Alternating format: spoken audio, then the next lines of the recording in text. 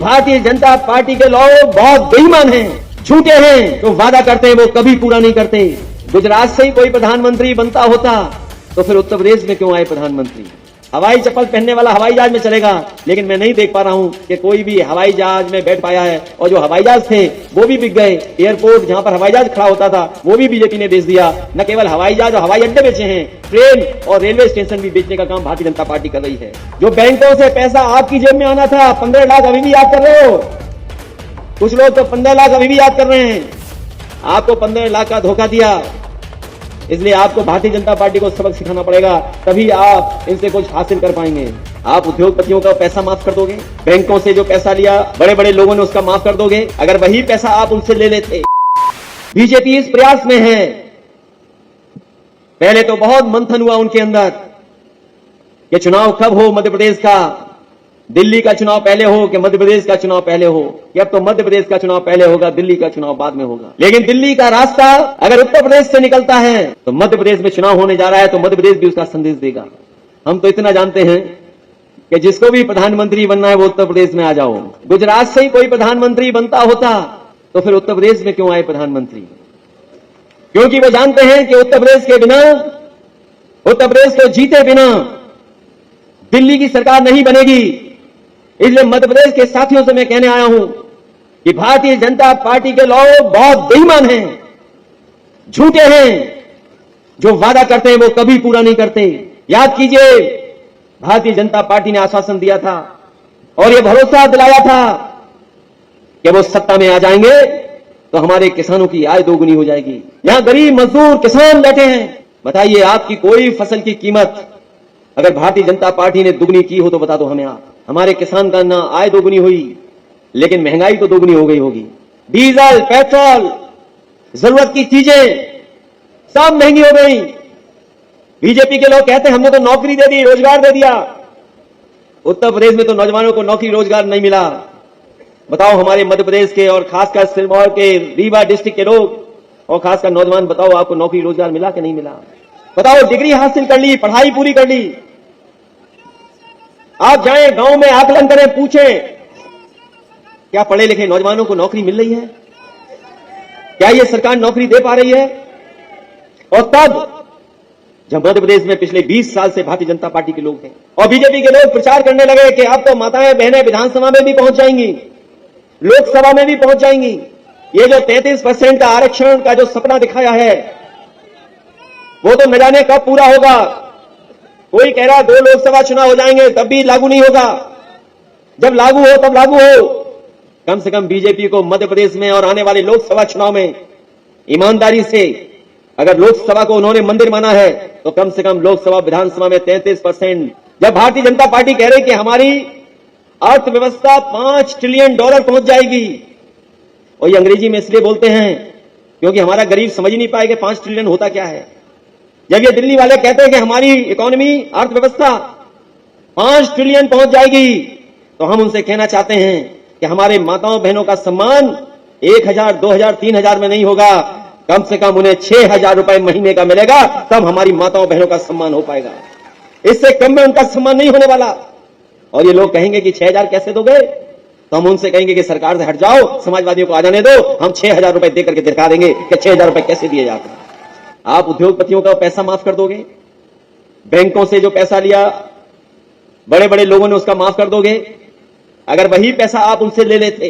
और जो भर्ती हो रही है उसमें भ्रष्टाचार, जो हमारे अध्यापक हैं उन्हें भी ऐसा मौका नहीं मिल रहा कि अच्छी पढ़ाई करा सके, उनकी भी ट्रेनिंग नहीं।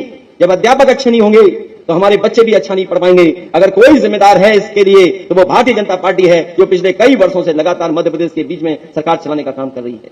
कहने को तो ये कह रहे हैं कि हम चंद्रमा पर पहुंच गए हैं।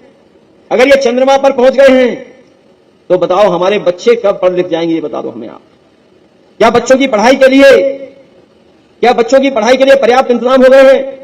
और भारतीय जनता पार्टी लगातार इस कोशिश में है कि गरीब के बच्चे सरकारी स्कूल में पढ़ने नहीं जाएं। और उसका परिणाम यह है कि उत्तर प्रदेश में तो 3000 प्राइमरी स्कूल बंद हो गए हैं, लेकिन सुनने में आ रहा है कि मध्य प्रदेश में भी कई हजार सरकारी स्कूल बंद हो चुके हैं। सोचे हमारे गरीब भाई बहन, अगर सरकारी स्कूल बंद हो जाएंगे तो क्या प्राइवेट स्कूल में इनके बच्चे पढ़ पाएंगे? क्या इनका भविष्य होगा? और जब पढ़ाई लिखाई नहीं होगी तो कोई भविष्य नहीं होगा। इसलिए अगर कम से कम अपने बच्चों के भविष्य को सोच करके ऐसी सरकार जिसने स्कूलों को बंद कर दिया हो, ऐसी सरकार को हटाने का काम करना। हमसे पत्रकार साथी पूछेंगे कि इंडिया गठबंधन है, तो हाँ, हम स्वीकार करते हैं कि इंडिया गठबंधन है, लेकिन इंडिया गठबंधन के अंदर समाजवादी पार्टी भी है। समाजवादी पार्टी की लड़ाई अपनी अलग रास्ते की लड़ाई भी है। ये जो बड़ी बड़ी बातें कर रहे हैं भ्रष्टाचार की दिल्ली में और न जाने कहां कहां बैठ करके, हमारे पढ़े लिखे लोग, बुद्धिजीवी लोग जब कभी आकलन करेंगे तो वो पाएंगे कि दुनिया का सबसे बड़ा भ्रष्टाचार का काम हुआ था नोटबंदी। नोटबंदी से बड़ा भ्रष्टाचार का काम कोई नहीं हुआ कि ये 2000 रुपया जो नया बना है इसके अंदर चिप है, अगर किसी के पास भी जाएगा तो बीजेपी को पता लग जाएगा। बताओ 2000 रुपया भी बंद हो गया कि नहीं बंद हो गया?